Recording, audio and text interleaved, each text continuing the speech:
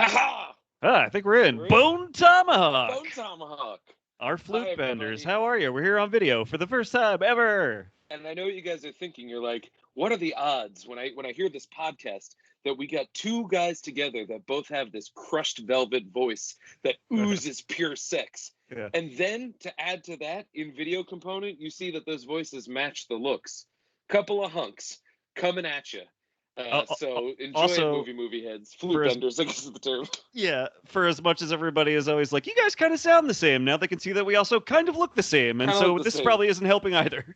It's the white guy Philly look. Glasses, yeah, exactly. beard, and the fact that quarantine has made us all really bearded and really long-haired. Yeah. Although I'm having like an awesome hair day today. I noticed this as I got up, I was like, feeling good about it. Yeah. Mine's hit a stage of length where it's just like it's now just unruly, and I'm starting to enjoy that about it. It's cool, man. You look like you could be like the I guess like this is gonna like a weird pastiche of influences, but if the band from Almost Famous had an IT guy, that's you, baby. Man, I wish I could find my hat. I was wearing a hat the other day, and when I had it on with my hair like this, it looked like I was about to give you like a swamp tour on a fan boat. give me a couple seconds of what you would be like if you were doing a fan boat swamp tour. Oh, so it's New Orleans, and I'm sitting there with my family. You mean me here down in New Orleans? I'm going to give you this here tour of the old swamp down here. You know, we're going to take you on down to the swamp. We're going to get you to see all the. You're going to see a lot of frogs out there in the swamp. Swamp's full of frogs. I don't know if you noticed. Yes, I see a young man there in the back. What can I do for you, young man? Will there be alligators and/or crocodiles? There will be alligators. There will not be crocodiles. I don't know the difference, but I know one of them exists down here, and I'm choosing alligators for the purposes of this exercise. We will be throwing what do you call them, marshmallows into the river, and they will come up biting them. Yes, sir. You again. Well, the first thing I wanted to say is that if you don't know the difference between alligators or crocodiles or which one's here, I no longer feel safe. But then you mentioned marshmallows.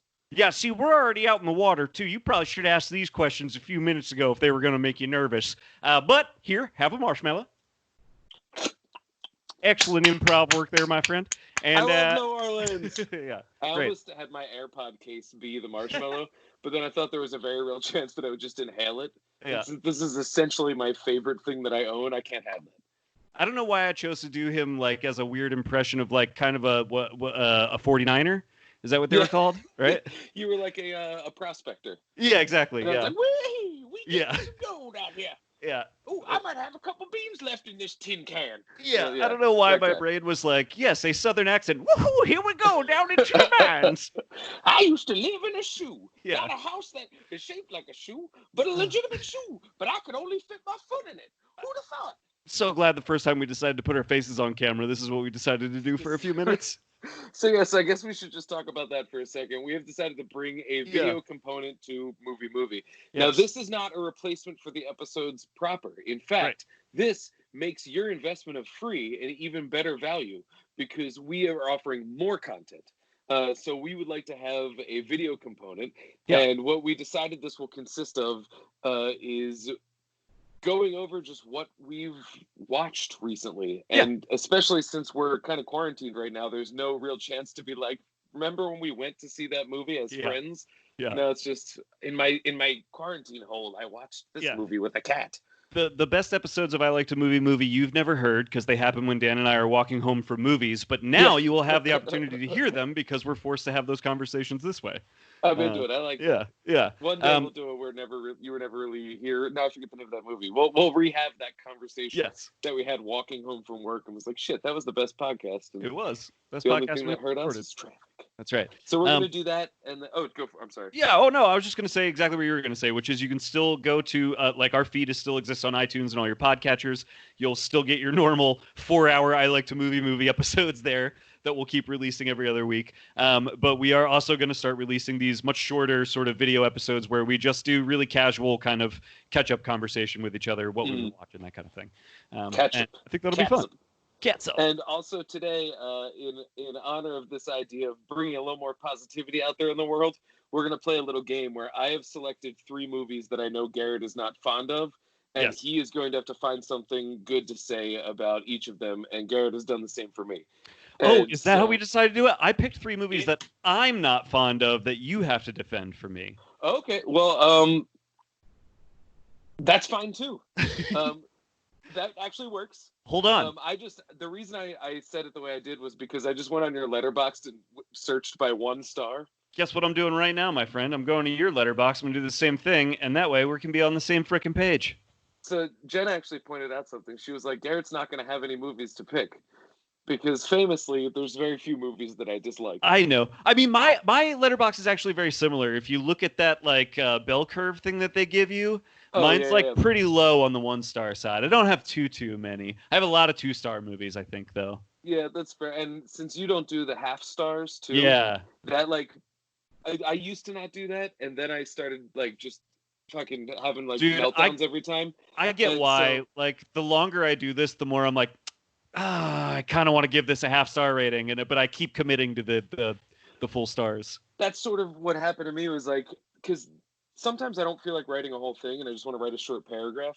Yeah. Like I think stars essentially are pretty stupid. It's just kind of pointless. Because the words are what tell you what I think about the movie. You know, like the stars make it too simple. But at the same time, like that's what drew me into using the half stars was because I started to think of it as a 10 system. Yeah, that makes sense. It's easier for me to rank a movie out of 10 than you cut that in half to make it out of 5. It does make sense to me because I think about that. Okay, this actually, there's some good stuff here. We're good. We're on the same page now. I got stuff. I am going to quiz you on what you originally brought, though. I will. We can do that. We can do that quick. All right. So let's get into it. What have you been watching? What have you... I know you just finished Clone Wars. You guys put out that episode that I can't listen to until I watch that show. I know. Honestly, it was like the saddest thing that it was the one podcast I was asked to be a part of that I was like, well, I can't text Dan to ask him if he wants to join me for this. He won't have contact. It's all good. Yeah, I want to watch that show, so I feel like that's fine. Dude, it's so good. It really is so good. It is like... It has rewired my brain. That's what I think of Star Wars now. When I think of Star Wars, I imagine these animated characters and their stories, which is crazy to me. This many years in my life that I have like a new context for Star Wars, you know? And so it's like it's worth watching for that alone, I think. Also, and just like technically too, the animation gets so good by the end of it. Like this last season was like, it looked tremendous. It's like every picture I've seen looked awesome.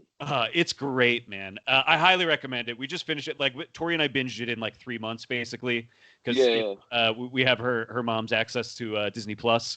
So how many episodes per season and how many seasons? I know they're short episodes. Yeah, so they're 22-minute episodes, but it's like the first like 4, maybe even 5 seasons are like full seasons of TV. They're like 22 episodes.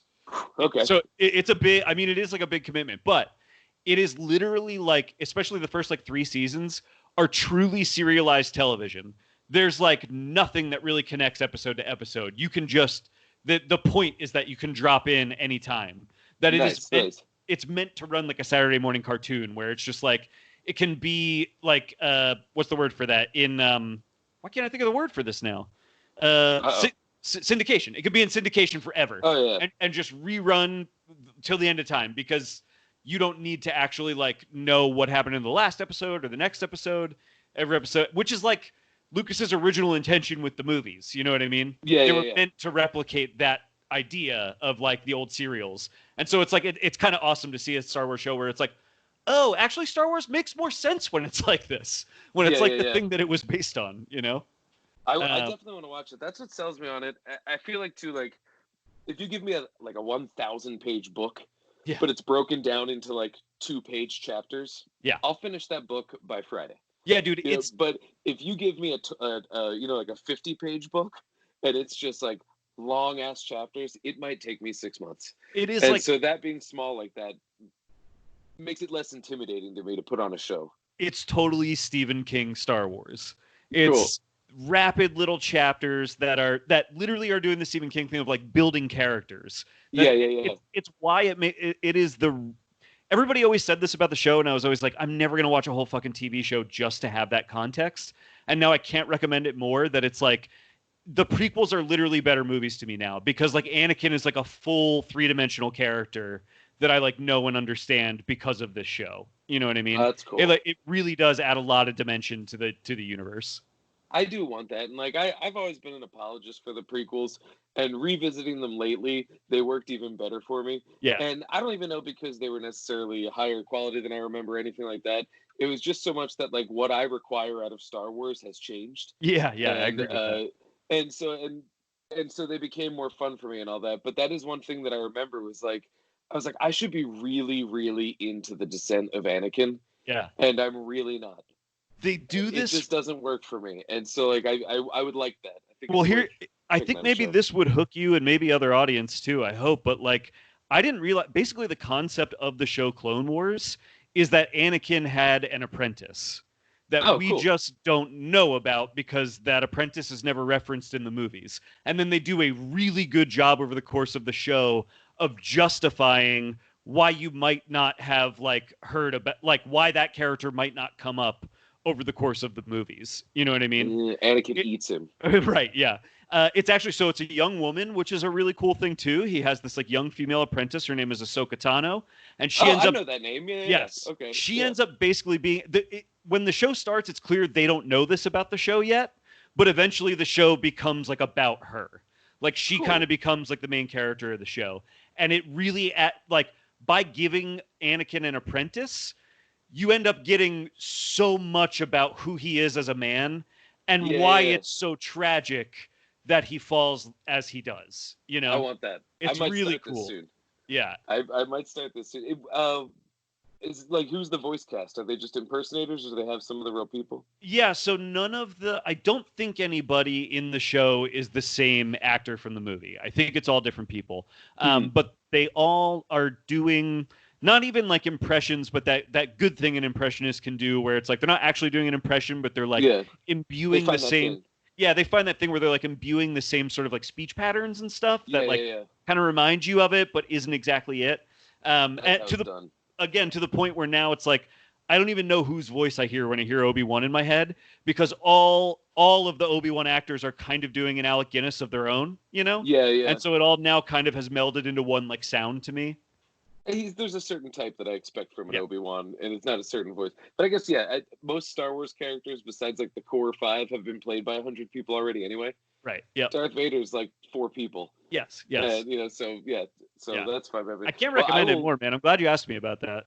I would like to watch it, because I'm genuinely curious about it. It's one of those that was always intimidating because there's so much of it. But I feel like it's something I could blow through. But I have to put it on hold because just last night I started a show. Because I was like, I had watched so many movies, I was like, I want to watch a show. And so I started The Boys, the Amazon original. I just watched the first episode, and that's what I'm doing tonight.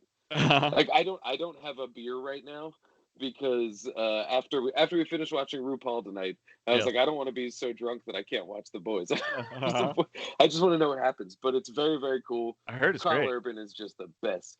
I love him. Because what was weird was I had this thought. I was sitting there, I forget what I was doing. And I was like, I want to watch something.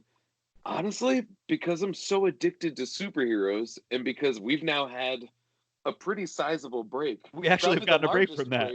From superheroes is happening right now. And so I was like, all right, maybe I should watch some superheroes. And then I remembered The Boys, and our logo guy and friend of the show, Steve, he couldn't talk. He was like, dude, you specifically will love this. You have to watch it. Yeah. So that was in my head. I'm like, all right, it's 8 episodes, 8 hours. I can do that. Yeah. And they're each an hour. They're each an hour. I mean, I didn't click through all of them, but the first one was definitely an hour. It's the format. Yeah. Dude, it's wild because it's like superheroes are just everywhere, but they all work for this big corporation.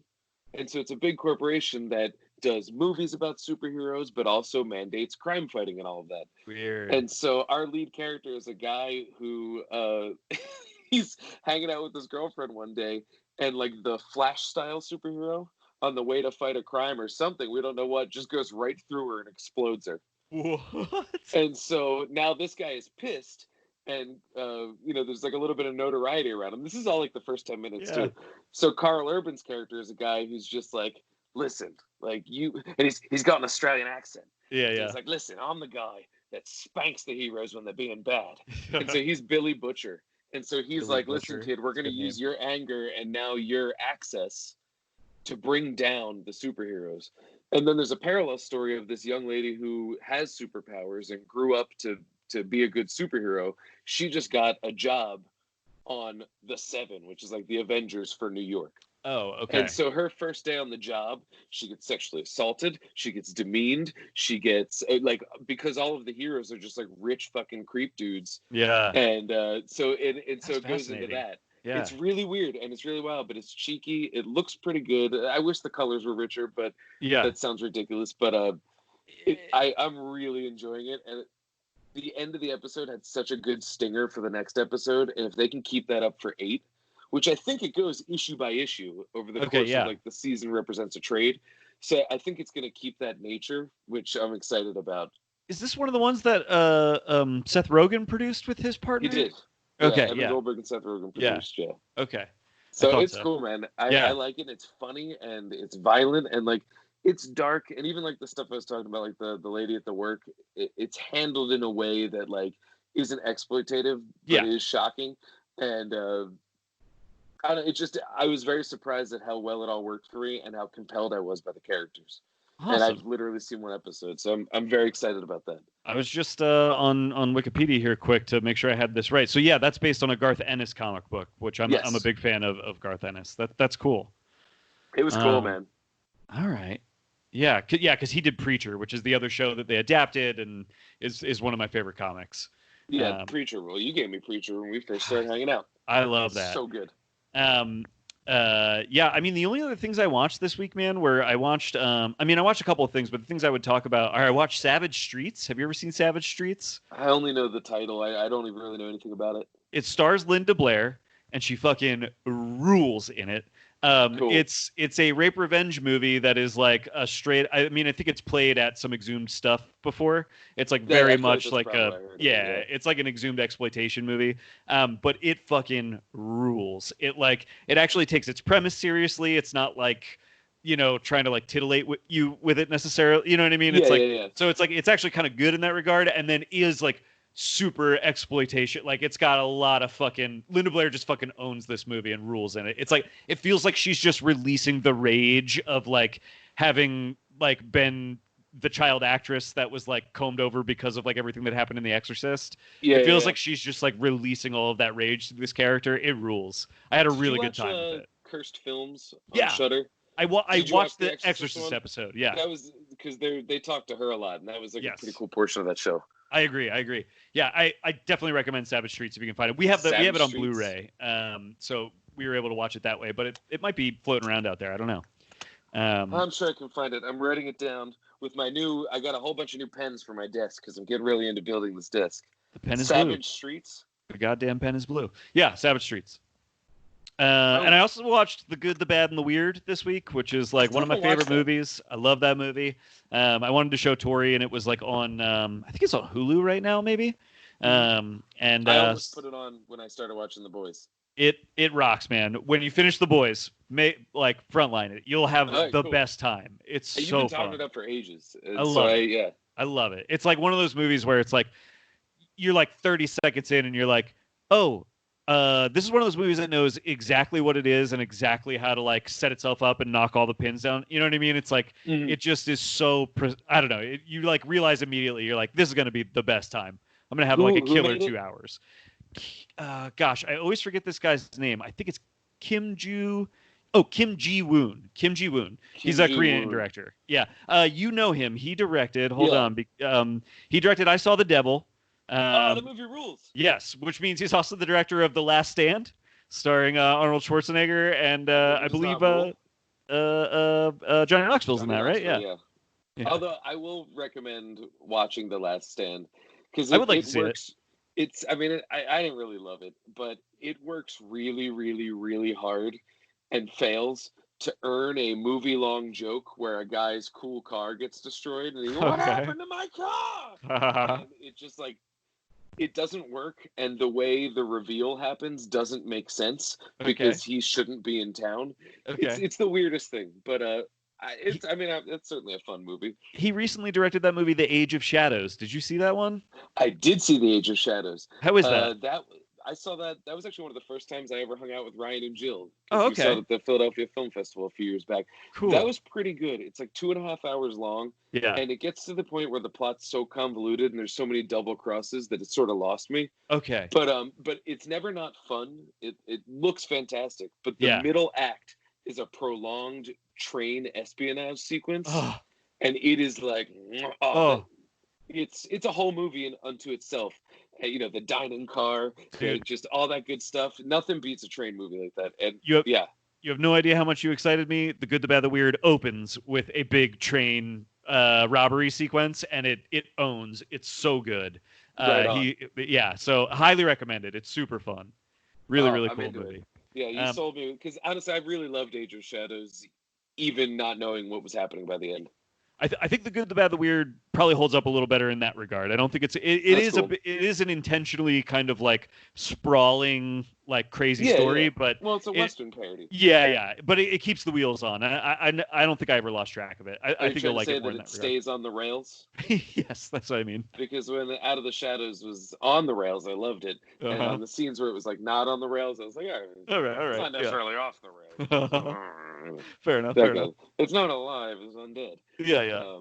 You got anything else to recommend that you watched this week, or you want to start on a crazy found footage kick? Oh yeah. Well, I know we talked about this on the last episode that we recorded. I did watch The Wretched, and I felt exactly the same way you did. Oh, you did? Okay. There was a lot of things that I liked about it, but like it just did not get there for me. Yeah. But like, I still recommended it in my review though, because it was like, I know people that will be really freaked by this. What did you think, without revealing it for people, the reveal, I thought was really cool. Really clever. Yeah. Shocked me. Yes. But because I never knew him in the first place, I didn't care. Yeah. If that makes sense. That's not spoiler, right? I don't think it works for the movie ultimately, but it's a very clever idea. I wish the movie was better at utilizing that idea. Do you know what I mean? I think so too. And I think and I wanted to make this joke in my review, and I thought it was cheap, so I didn't. But I wanted to make the idea that like the movie does what the witch in that movie does, because as soon as it ended, I just kind of forgot about it. Yes, yeah. But no, I'm trying to think of a way to say this without getting spoilery. There was a way to set up that reveal more thoroughly. Yes. And with character. Yes. That wouldn't have cheapened it, but it would have taken a kind of you would have had to rewrite that through line to do it. And so I think that The Wretched was cool, but it was a rewrite away from being complete. I agree. Even that, man, I don't want to like reveal information about this movie, and I feel like we've almost tiptoed too close already. If you don't know though, you wouldn't know what we're talking about. Yeah. That's even the way it divulges that information, the execution of it is interesting, and I know what they're going for. But the movie itself, I feel like even the things that they show you to try and back up like their reveal, it's like, wait, but I don't necessarily actually know how those two things connect. Like I know what you're doing and trying to show me, but they don't exactly work the way you think they do. I feel like as the story and so I hear what you're saying. It's like I feel like again like a sort of a thorough kind of re-examining of itself, where they maybe could have laid out some more. Not clues, but things that when revealed actually kind of like make a little more, have a little more of a click moment. I think would have gone a long way. They even do like a quick reel of like moments where that should have clicked. And I was like, but they don't totally. It didn't quite do what Saw does, which I actually think is a feature and not a bug to Saw, where it doesn't play fair. Yeah. There's no way to crack a Saw movie because they lie to you. Yeah. It didn't do that, but it was on that. That's fun to me because Saw is stupid like that. Sure. But it didn't quite have. Just the reveal was just like, oh, so that's the thing. Yeah. Very smart, very surprising. Yeah. Just a rewrite away. It's such a cool idea, and I do find it hard to recommend against that movie because I don't even think it's like a bad movie either. No. You know? It's beautifully done. I think it's very well acted. Yeah. I think that the final creature. Yes. Was real cool. Really cool. Really cool. Agreed. And that alone is enough to merit a ticket purchase in my estimation. Yeah, the final 10 minutes of the movie are so cool, I think. Yeah. You know? I just wish the movie before them were worthy of those final 10 minutes, you know? which is what they make next. What were they? The Pierce brothers? That sounds right to me. Hold on, I've got it right here, and I'll tell you so that we can get all this right, because I like appropriately sort of crediting these people. Directors, Drew Pierce and Brett Pierce. They also wrote it. Writers, directors, the Pierce brothers. I would. Is that squirrel back? Sorry, there was a squirrel that they sealed out, and I think he's outside now trying to get in through the seal. Oh my God! Allow me 2 seconds to try and yell at the squirrel. That's fine. This is so funny. Hey, you little bitch! No. I was really hoping that you were gonna like fly back onto camera with like a squirrel on your face, you know, yeah. Like that opening scene of Saving Silverman. Yeah. I was thinking about that movie the other day because I dropped a durr. But no, the squirrel was living in our walls. I know. So they had a roofer this week that was like sealing shit up. Yeah. And so I think they got him out because that was the sound of him trying to eat his way back in. So now hopefully they sealed it up good. Yeah. I think they did. I mean, but who knows? Those little fuckers are tenacious. But okay. We can use the Wretched, I think, as a nice jumping off point, unless you want to make another recommendation. I'm happy to hear that too. Say on my found footage kick. Oh yeah, go. Yeah, sorry. I watched like a whole bunch of them. I think we talked about this on the last show, the McPherson tape. Yes, I've heard good things about that, not just from you now either. I've seen some other people review it on Letterboxd recently. I read about it because Rob Scavarla posted a thing about it, and I was like, oh, that sounds like my flavor. And then I watched the remake of it from the same director that has slightly better special effects. And the acting, though, is just atrocious. Oh, okay. And so what was weird is that the McPherson tape had lesser special effects, but the acting is great in it. Like, it's really genuine. Okay. I also watched Lake Mungo, which is so good. I keep hearing about that, and I want to say Tori watched that recently because we kept hearing how good it was, and she like hated it, but I don't know why. Yeah. Well, I mean, it's a different type of scares. Like it's a found footage movie, but it's one that's based on photographs. Okay. And so the device that they always use, because it's presents sort of as a documentary, and so the device that they use is they'll show the photograph, and then the camera just does like a slow zoom as they're talking about what you're supposed to notice, and then you notice it, and you get the fucking chills. Okay. And so it's really well done. It's I liked that quite a bit, and I watched the epic found footage movie. I don't know if I think it's Noroi or Noroi, Noroi. I want to go French with it and say Noroi, but Noroi the Curse, and it is like 2 hours long, which is it's a little too long, but I respect the ambition of them going for an epic found footage movie. Yeah, which is just a guy who's documenting different paranormal events, and then starts to find that they might be more connected. Oh, okay. And so it's really creepy, but because it's so big, it loses a little bit of that tension that, that like, yeah. And then the last one I watched was just this really weird, super, super cheap indie one called Murder, Death, Koreatown. I'm about to put up a review on it. It's one of those movies that I don't even know if I can recommend because it is like so weird, but it's like a total freak out. Interesting. It's quite literally, you never even really see the guy who's making it. It's a one-handed filming things with the cell phone, just an unemployed guy who starts to think like there's a murder on his block, and he starts to think that there's more to it. And because he's bored, he just starts interviewing people and following things. Interesting. And as he starts to learn more, we start to learn a little more about him, and we start to question the validity of what's going on versus the validity of his interpretation of it. Yeah. And so it's hard to watch because it's quite literally a guy with a phone. Whoa, yeah. It's not very cinematic, but by the end of it, I felt like I was watching something kind of new. Oh, interesting. And, yeah. Like it gave me the feeling that when I first caught found footage of like, that feeling of like, telling stories late at night, like, we're catching something real here. Yeah, the Blair Witch made me feel that way. Yeah. Yes, yeah. And so this kind of, to bring back stars, even though I talk shit on them, I gave it like a 3.5 stars. Yeah. But like it keeps sticking with me because watching it was just, I was like, they're doing something new with found footage here, and they're evoking that spooky feeling out of something much more personal and internal as opposed to external. Okay. And so it was one that it ended. I was like, oh, that was neat. And then like an hour later, I was eating dinner. It was just like, wait a minute, I'm legit like really moved, like feeling something about this. Yeah. So Murder, and it's got a great name, Murder, Death, Koreatown. Okay. So I think it's either I out like or that name. coming out soon. Okay. Definitely recommend it Okay. if you can stomach the fact that it's like pretty cinematic. Sure. Yeah. Interesting. Okay. I'm And then interested. the last thing I'll say is I rewatched The Rocketeer for the first time in like 15 years. God, and yeah, I it haven't was seen that just, since I was a gee child. golly, it was swell. I want to watch that. I haven't seen that since I was like really young.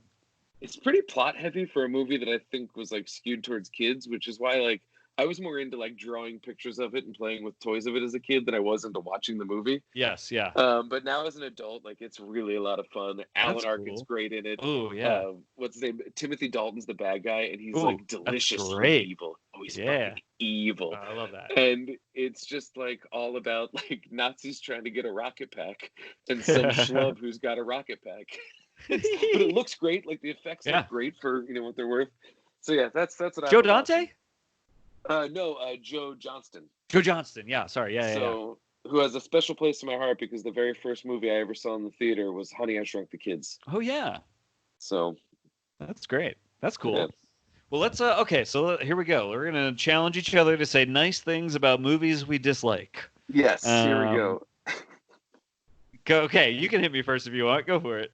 All right, so I'm going to hit you with the one that I think is going to be easiest for you because I know that you were inclined to like this movie, but it didn't quite work with you for a variety of reasons. But Tangerine. Sure. Oh, yeah. Okay, I do. I feel like I have plenty of nice things to say about this kind of like after the fact because it really did hit me the wrong way when I watched it. But I think having seen another Sean Baker movie now and kind of like getting a little more in tune with his sensibilities, that movie is like...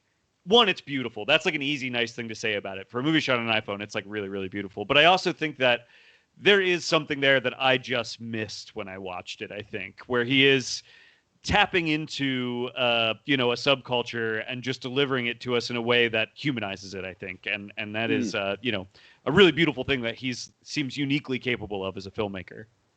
How's that? Yeah. That's beautiful, man. That actually reminded me, too. One cool thing about Murder, Death, Koreatown is a lot of the people in that movie I don't think knew they were in a movie. Oh, wow. That is interesting. So he's quite literally getting responses from strangers just by badgering them, which I kind of feel some type of way about. Yeah. But especially because like some of them are homeless. And that's interesting. Okay. But the way it's worked into the plot is like really fucking cool. So, it's like, it's wild. Yeah, but, okay. I hear you. Okay, so that was my softball for you. Yeah, I mean, I don't know if I have a softball for you here, buddy, because I just genuinely want to hear you sell me on Max, the 2015 movie about a dog. Oh man, I barely remember that movie. Well, here I can read you the tagline, which is "Best friend, hero, Marine."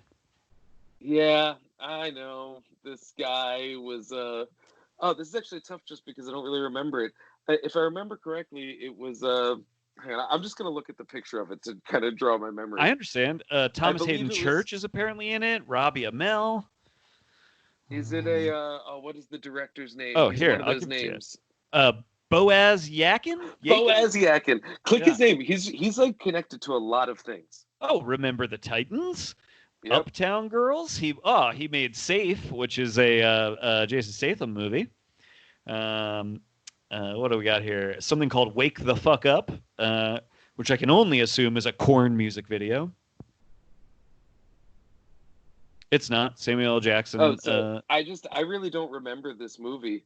So like one nice thing I could say about it is that it can't be all bad because then I'd probably remember something about it. I'm pretty sure that but that sounds like backhanded compliment. No, it's not based on a book or anything.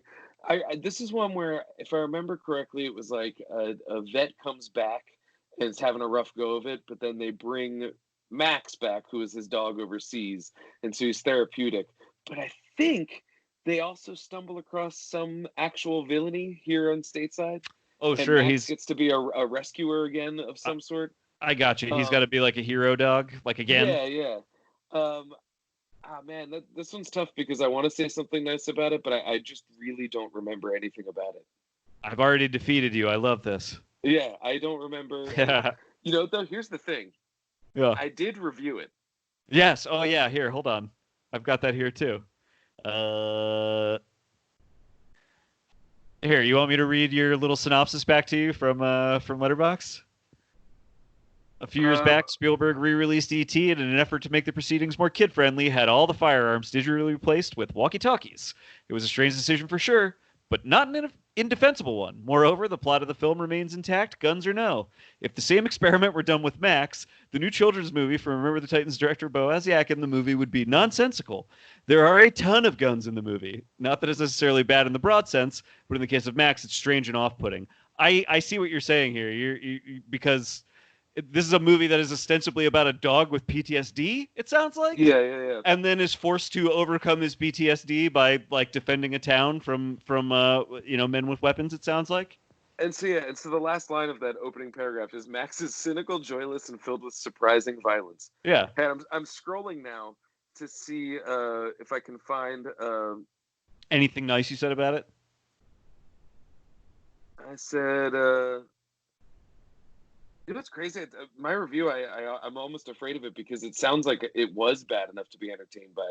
Oh yeah. But every scene brings with it 3 new WTF moments, and if not for the promise of these puzzlingly batty developments, Max would be devoid of any entertainment value. Okay, so it sounds like it could be like in that category of like, look, there's like 10 campy minutes that you're gonna love. Yeah, that's the thing. If I were to say one nice thing about it is that I'm actually very curious to watch it again now because the descriptions of the plot that's going on here actually sound like a lot of fun. This happens to me sometimes. I reread my reviews of movies I didn't like, and I'm like, why does this sound like a great time? This sounds like I had fun. But, though, this could also be one of those situations, like, remember when The Meg first came out, and you were like, this sounds like the perfect All of Us movie, and we were like, but it's just going to be bad. And it was, like, has bland. All the ingredients, and it just didn't quite work. Yeah. So, the nice thing that I will say about this, because the one thing I do remember was that I was very attached to the dog, and I hate to couch it in an insult for another movie, but the Call of the Wild that just came out, they do a CGI dog, and it is downright vomitous. All right, there you go. So I like this is good. It used a dog actor. Yeah, they used a real dog actor. I would hope that they did it humanely. I think any more to do that in a major motion picture, it probably is very humane. I would think. So there we go. That's what I have about Max. That was a tough one, man, because I just don't remember it. Yeah, that's fair. All right, I hit me with another, but I think I've got some you remember now. I think I've zeroed in on some stuff that'll be better for the next rounds. This could be one that you don't remember because I do remember the situation in which you watched it. Oh, okay, yeah. But I want to hear more about a movie that you gave 1 star to called Curse of Chucky. Oh, yes. Okay. Man, wow. Yeah, what nice would I say about this? Because I did. I saw this at an all-day marathon that was also a birthday party. Yeah, so by that one, you got to be pretty lit up. Yes, I was. I think I was pretty lit up because that's, what, the 6th Chucky movie? The 5th. That's the 5th. The 5th Chucky movie. 4th, 5th. That would be the 7th Chucky movie. That's the 7th Chucky movie? Yeah, because you got Child's Play 1, 2, 3. Yeah. Bride of? Bride. Seed. Cult. Curse.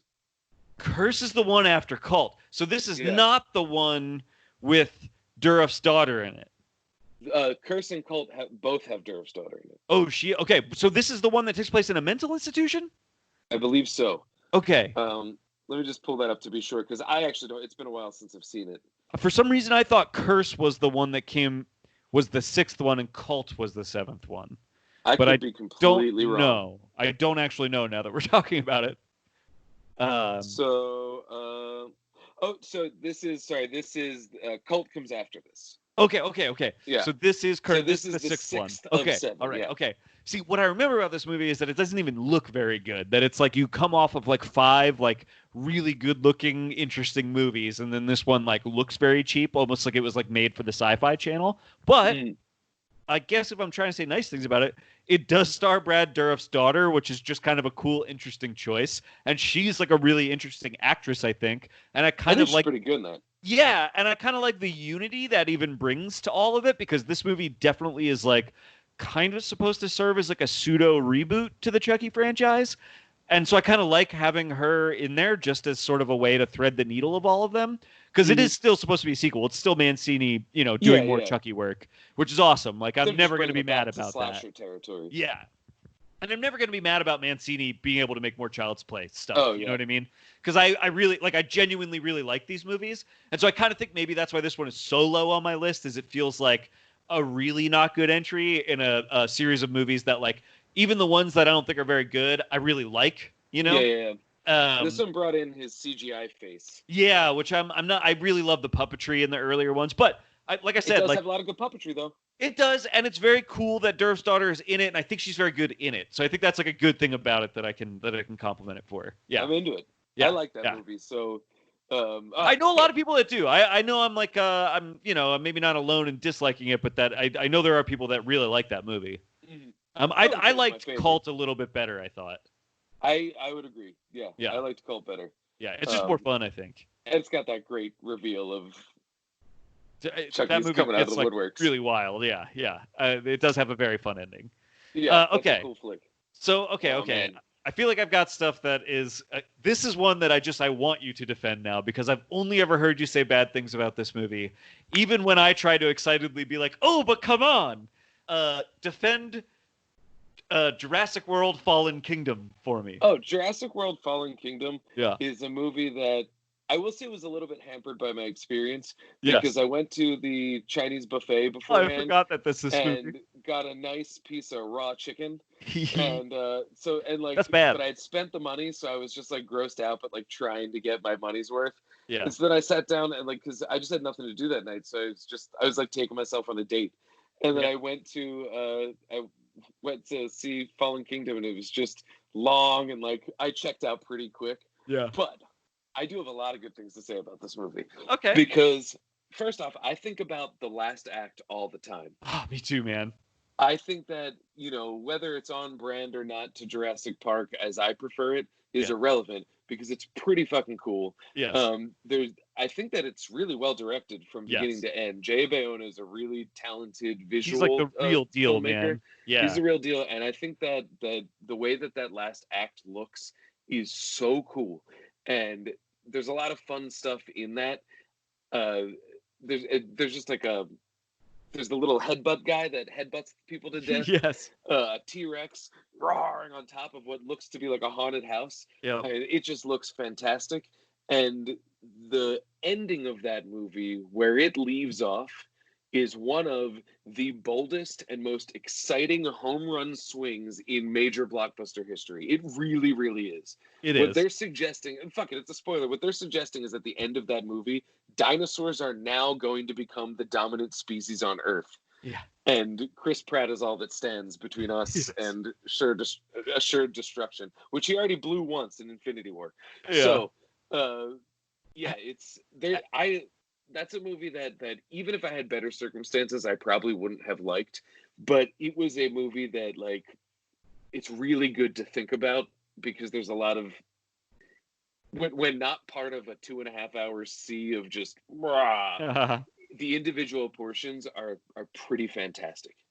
Have you watched the short film that came out like a year or two ago? No, I forgot to. I totally forgot that existed until now. I would like to. I think it's called like Battle at Big Rock or something like that.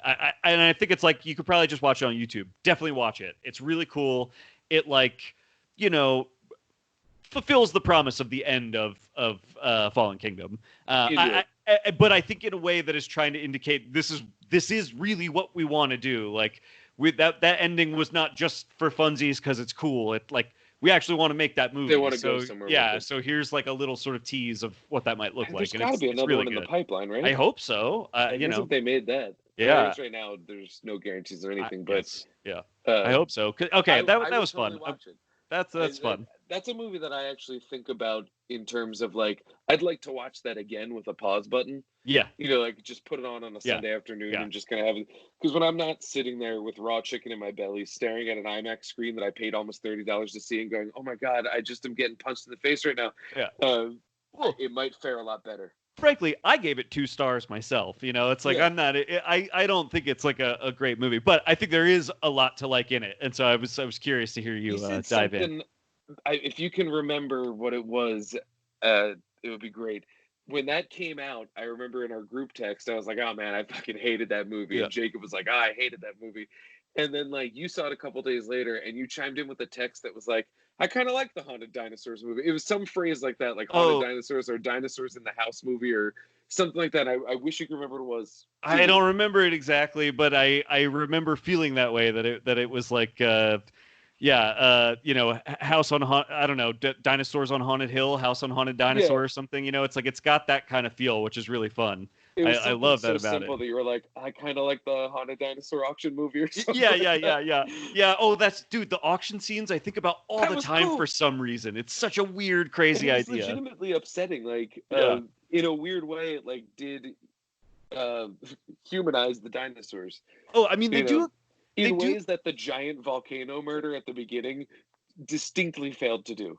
That's fair. I like the end image of that sequence of the Brontos, I don't know their names, the long neck dinosaur, Brachiosaurus, or Brontosaurus, in the smoke, like great image. But I agree with you that sequence itself is like a carnival ride. It's like not, it's not weird. Yeah, the stakes of it are not there. But at that point, I was a little bit like, you know what, fuck these dinosaurs. Like maybe we should just end this. Yeah, I do, but I think it's cool that by the end of that movie, they do kind of characterize the dinosaurs as if they have like personalities and stuff.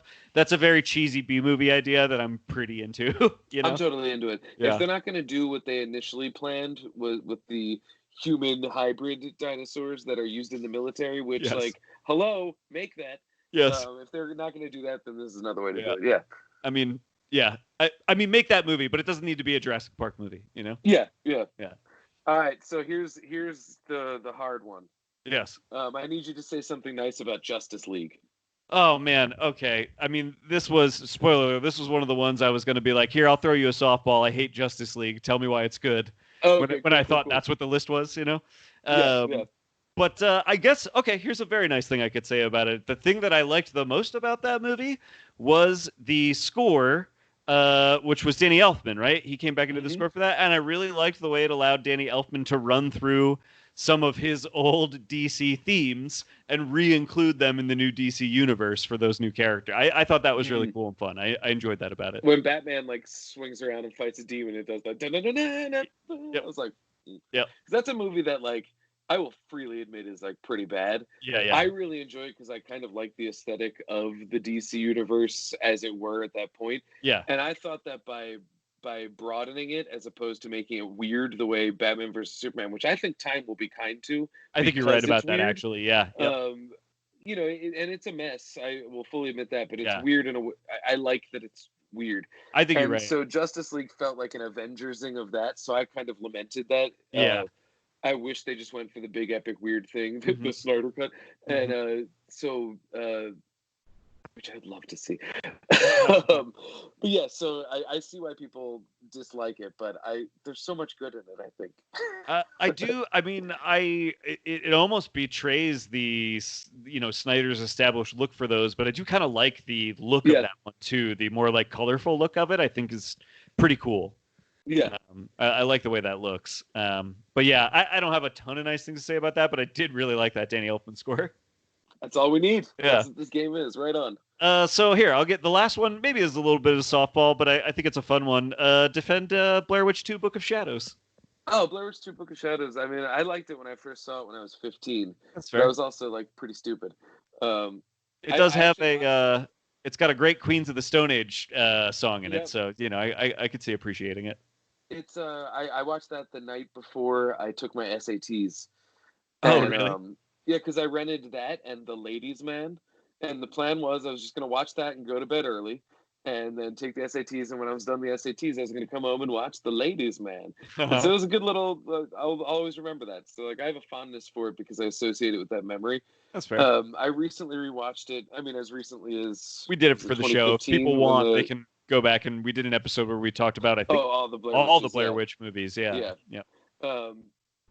I think that movie is super ambitious, and I think that in terms of trying to take a found footage movie and franchise it into a classically directed movie, I think that they did a good job bridging that gap, even if the movie that resulted is like messy and not fun and It's pretty baffling. I think that they baffling is the word. I think they bridged that gap. I think that there's a couple of good performances in it.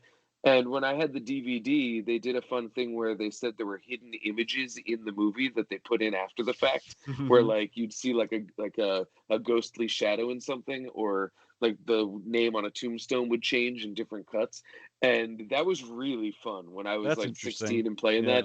So it was very smart for them to get a documentary filmmaker, Joe Berlinger, to try and bridge that gap, which is why I think it does. Yeah. So that's interesting. I can say that about it. And I know a lot of people love it, and their defenses of it are valid. Yeah. I think on the show we hit on an interesting thing about it, where it's almost like it is the kind of media that if you could say the Blair Witch Project is about anything, it's like trying to warn us against the kind of media that the sequel to it actually is. I don't know if that makes any sense, but we kind of makes perfect sense. We kind of like hit on that idea as we were going on the podcast, and I kind of like that read on it. But I'm about to plug these in because I just got the low battery thing, even though we're wrapping up. Do it up, and we'll wrap up here.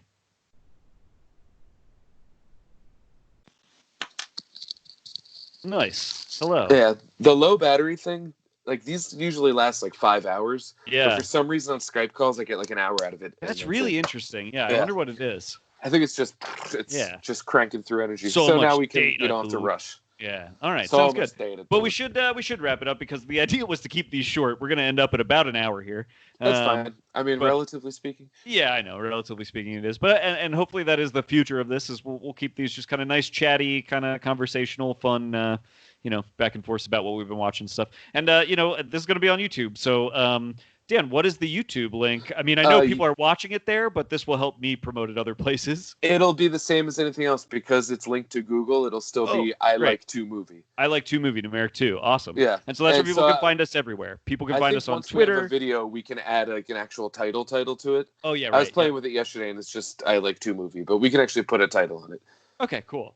But so it's I Like 2 Movie everywhere. Twitter, Facebook. You can reach us at ilike2movie@gmail.com if you want to recommend a movie for us to watch on our regular show, which you can find on iTunes and all your podcatchers and stuff. I Like 2 Movie, and we do long form conversations about specific movies over there. So people should check that out. If for some reason they're reaching us here for the first time. Mm-hmm. Right on. And I'm on Twitter and Letterboxd at Philadelphia. It's with an F. Right on. Twitter, Letterboxd at Dan Scully. I tried to change my Instagram to at Dan Scully, but it's taken. Oh, damn it. But that's okay. And I don't really use Instagram. And also you can read both of us on cinema76.com. Yes. And Findy.com. And all of that fun stuff. Awesome. So stay tuned. We're gonna watch some more movies, and we should have a episode of the classic show dropping this week at some point. Yes. Yeah. I guess we'll close it the way we close everything else. My name is Garrett Smith, and I like to movie. My name is Dan Scully, and I like to movie. And my name is John Wick, and I like to movie. Wait. My name's Friendly Neighborhood Spider-Man, and I like to movie. We're gonna need a bigger boat because I like to movie. Screonk. And we all know that you like to movie because we like to movie.